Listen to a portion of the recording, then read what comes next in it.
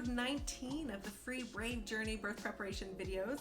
Today we're talking about pushing, and I have so much to say about pushing, as you will be able to tell in this video. As I've been mentioning, these videos, I originally recorded them for a different purpose. I was recording them to be part of the full Brave Journey birth preparation program. However, I've since completely reworked how I'm introducing concepts in that program, and I've changed the order that I'm introducing things, so these videos are no longer useful. So I split them all up and I'm releasing them weekly as free content. I do want to mention, I may mention or reference things like in this lesson we talk about, but we're not going to talk about XYZ until a future lesson, and that is in reference to lessons and concepts that we will be discussing in the Brave Journey birth preparation program, which is a paid program. So if that doesn't make sense, I'm sorry, but otherwise the rest of this information should be solid. So without further ado, let's talk about pushing. Now let's talk about pushing. So the stages of labor, we just talked about the phases of labor: early labor, active labor, transition. That is all part of the stage of labor where the cervix opens, softens, thins, and the baby moves down. Pushing is when the baby is traveling through the vaginal canal out to being born. So during this stage, the baby's head is slowly molding to the shape of the birth canal as they find their way slowly through the birth canal. Babies are born with this really fantastic design to their skull, where it is completely normal and expected for their head shape to change and mold as they journey through the birth canal. And that's why babies are often born with these really, really cute and wonky heads sometimes, where this part of their skull just really is elongated. Sometimes there's ridges where during the pushing stage, the baby hung out at a certain place in the vaginal canal and a ridge may be formed there. But don't worry, if your baby is born with a really funky shape to their head, that is normal for a baby that is born vaginally, and over a few days it will round. And if you're worried, you can talk to the pediatrician about it. Everyone will assure you it's totally normal. Once the cervix is fully dilated, the baby begins to descend even further, and because of this, sometimes there's a period of time where the contractions slow down and space out because the uterus is catching up with the baby that has dropped. So if contractions were here and the baby was pressing against the cervix opens, the baby drops, well, the uterus may still be contracting up here, and it takes a minute for the uterus to catch up with the baby. So that stage, there can be a little bit of a slowing down and a spacing out of contractions during this time. So in the hospital, pushing is often done with, generally, pushing is done with each contraction, usually 2 or 3 pushes per contraction. In the hospitals, obstetricians and midwives will often do care provider directed pushing, which is where care provider directed pushing is where they will coach the person birthing to push at certain times during the contraction. So what that will sound like is saying like push, push, push, push, push. Okay, breathe in. Now push, push, push, push, push. So that's most often at hospitals and sometimes birth centers. Home births and some midwives will do what's called, and obstetricians when asked, what's called mother-directed pushing or birthing person-directed pushing, where the birthing person pushes as they feel the urge to within their body, and they push with the pattern that they feel the urge come from their own body. Generally though, it's 2 or 3 pushes per contraction. Through the pushing stage, contractions, as should be implied by what I just said, contractions continue. The ebb and the flow of contractions for a minute or 2, and then rest for a minute or 2 or 3, and then contractions for a minute or 2, and then rest for a minute or 2 or 3. That continues from early labor all the way until the baby is born. So through this pushing stage, pushing with contractions gives more power to the push. If a birthing person tries to push between contractions, it is more difficult. Sometimes a care provider will suggest that as a means of either guiding a gentle pushing stage, or if the baby has been partially born, their head is born, and the care provider may instruct pushing even when the contraction's gone away for the rest of the baby to be born.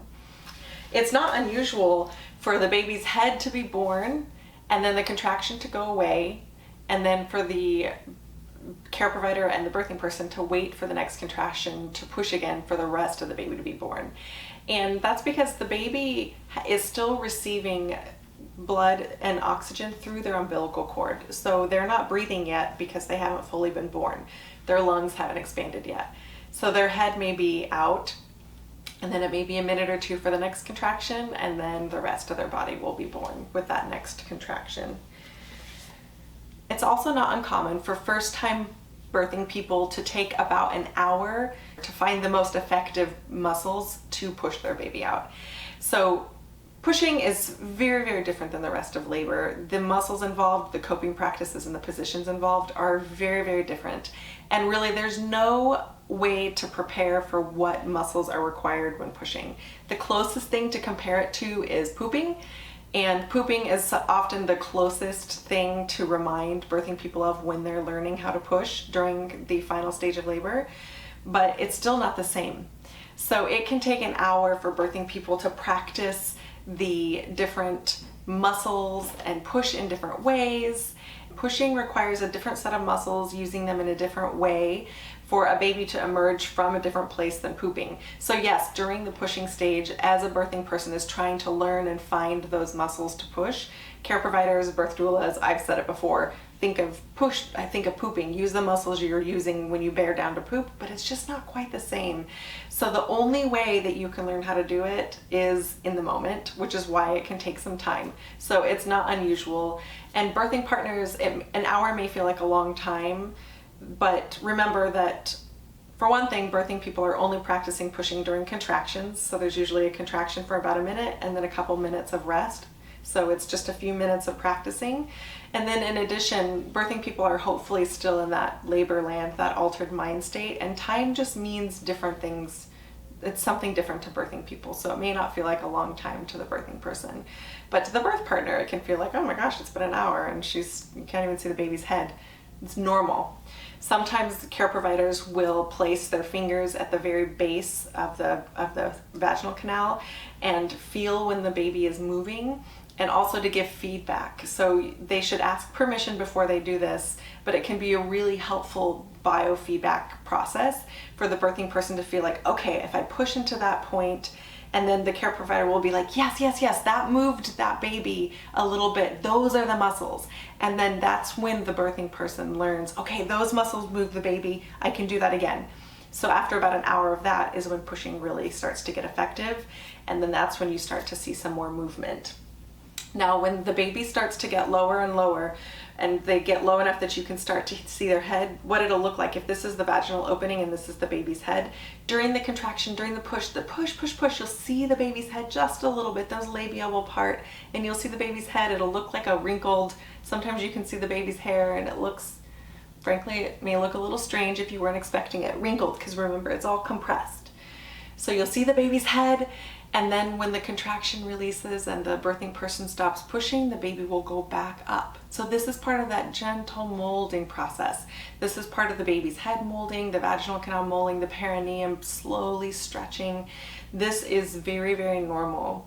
At some point, the baby's head will emerge, you'll see just a little bit of the baby's head, and then between contractions, while the birthing person rests until the next contraction, the head will stay. And this is called crowning. So once the baby is crowning is usually when the care providers will then start to get the birth kit ready. So up until then, because care providers know it can take a couple hours. And up until then, the care providers probably don't have all their birth garb on and all the birth kit ready. When the baby starts crowning is when they'll call for maybe assistance to have a few more hands in the room, because the baby's birth is much more imminent. It's totally normal for first-time birthing people to push for 3 or 4 hours before the baby is born. 3 hours is within the realm of normal for somebody without an epidural. 4 hours is within the realm of normal for somebody with an epidural. Now, epidurals do slow down labor, and they can make it a little bit harder to push because all that finding of the muscles and feeling the movement of the baby and figuring out how to push is a little bit harder, sometimes a lot harder when you can't feel your body in the same way. We will talk a lot more about the pros, the benefits, the risks of epidurals and all other interventions during the interventions lesson. So I mentioned that many birthing people, it takes them an hour to find the muscles. It's unlike anything they've ever done before, and it takes a lot of practice. In contrast, for some birthing people, pushing is such a strong urge that they couldn't not push even if they tried. It's almost like a reverse vomit. This is called the fetal ejection reflex. So some people, it takes them that hour to find these muscles and figure it out. And for some birthing people, they are pushing whether they want to or not. The urge is so strong. And for those people, birthing and pushing, the pushing stage is often shorter. So you never know what it's going to be like for you. It can be two very different experiences, taking an hour to find the muscles and figure it out, or pushing without even realizing you're pushing because the urge to push is so strong, and both are normal. In terms of pushing positions, we will talk about pushing positions in a lesson later on in the Brave Journey Birth Preparation program, but often in hospitals, birthing people often are pushing on their side or on their backs, and in birth centers and home births, birthing people often push in a more upright position, a squat or a kneel, but we'll talk about these positions in a separate lesson. And it is possible to advocate for freedom to move and push in lots of different positions within the hospital. It's just less common in the culture of the hospital. So whether pushing is a reflex and you couldn't stop it if you tried, or it takes you an hour or two learning which muscles to use to effectively push that baby out, both are completely normal. The next stage that we'll talk about is after the baby has been born, and the third stage of labor, which is delivering the placenta.